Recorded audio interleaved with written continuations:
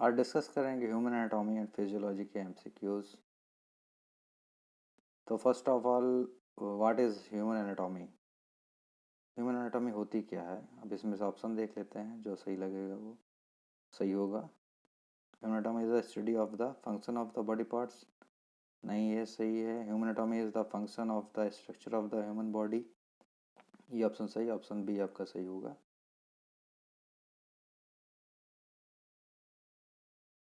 Human anatomy is the study of internal and external structure of the human body and the relationship between its body parts. Option B सही है आपका। Next है आपका, what is human physiology? Human physiology is the scientific study of mind and behaviour. ये wrong है। Human physiology is the study of the internal and external structure of the human body. नहीं, ये भी नहीं सही है। Human physiology is the study of the functions of body parts. Option C सही है। इसमें गलत दे रखा है, ऑप्शन सी वैसे सही है आपका यहाँ पे, क्योंकि human physiology is the study of body part of the body and the whole functions.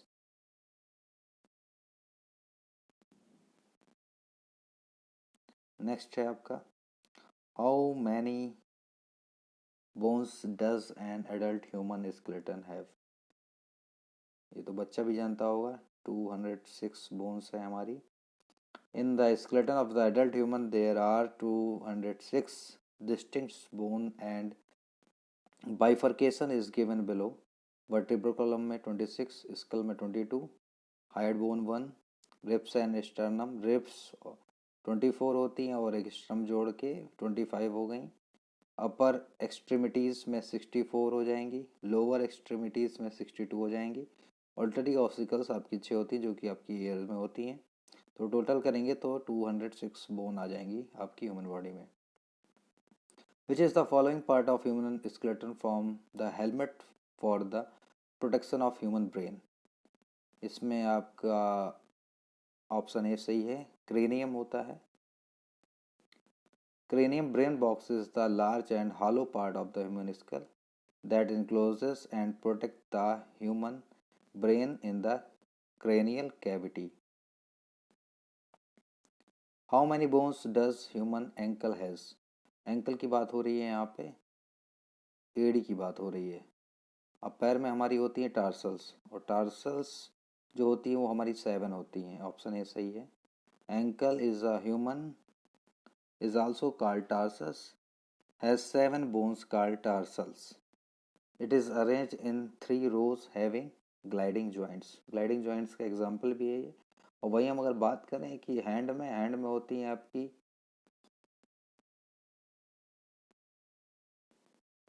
Carpel जो होती है वो आपकी 8 होती है। Which of the following type of cartilages is present at the joint of long bone in humus? Long bones की बात हो रही है तो यहाँ पे लेग की बोन आएगी, जिसका कि नाम है फीमर, और यहाँ पे हमारा होता है hyaline cartilage. Hyaline is present at the joint of long bones. ये कार्टिलेज टाइप का जॉइंट है। हाइलिन इलास्टिक और कैल्सिफाइड, फाइब्रस में तो नो मूवमेंट होता है। Which of the following human ligament is the called as Y shaped ligament of Bigelow? इसमें answer देख लेते हैं, इलियोफीमोरल लिगामेंट। ऑप्शन सी है आपका। Iliofemoral ligament is a band of greater stretch which lies in front of joint. It is immediately connected with capsules and serve to strengthen it. इलियोफीमोरल। अब long bone की बात करें तो लेग में femur है, तो फीमर आ गए यहाँ से, और जहाँ से अटैच रहती है इलियम बोन होती है, तो इसका पूरा नाम हो गया इलियोफीमोरल ligament. Which is the following structures keep blood flowing unidirectionally in humans? तो यहाँ पे ब्लड फ्लो की बात हो रही है, तो यहाँ पे ब्रोंक्यूल्स का कोई रोल नहीं, न्यूरॉन का कोई रोल नहीं, सेप्टम का भी कोई रोल नहीं। ऑप्शन डी आपका आएगा, valves. Valves normally allow blood to flow in only one direction valves क्या करते हैं, एक ही डायरेक्शन में फ्लो करते हैं ब्लड को। There are 4 valves in human heart. Heart में आपके 4 वाल्व्स होते हैं। अ हार्ट वाल्व ओपन और close on differential blood pressure on each side. Which is the following a vestigial bony part of human skeleton. अब vestigial bony part की बात हो रही है, तो इसमें कॉकिक्स है जो आपकी वेस्टिजियल है, जिसका कि अब कोई रोल नहीं। सर्वाइकल का रोल है, क्लेविकल का रोल है, क्रेनियम का भी रोल है। ऑप्शन बी आपका जाएगा। वेस्टिजियल स्ट्रक्चर्स और body parts that seemingly have no purpose or function. The coccyx is commonly called as tailbone भी इसको बोलते हैं, and it is final segment of the vertebral। सबसे लास्ट में होती है वर्टिब्रल कॉलम में। सैक्रम के बाद आपकी कॉकिक्स आती है, जिसे कि टेल बोन्स बोला जाता है।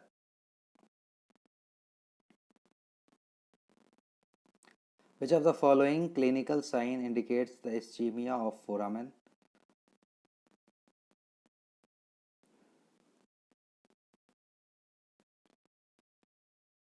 ऑप्शन डी है इसका right. Voxman contracture. Voxman contracture is a permanent flexion contracture of the hand at the wrist resulting in the claw-like deformity of the hand and finger. Passive extension of fingers is restricted and painful. Which of the following is the structural and functional unit of human nervous system? Structural और functional unit की बात हो रही है nervous system के।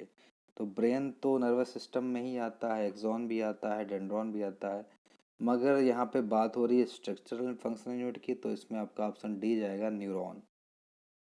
Neuron is a nerve cell which all its branches. It is a structure and functional unit of nervous system and the longest sized 100 centimeter body cell of the human.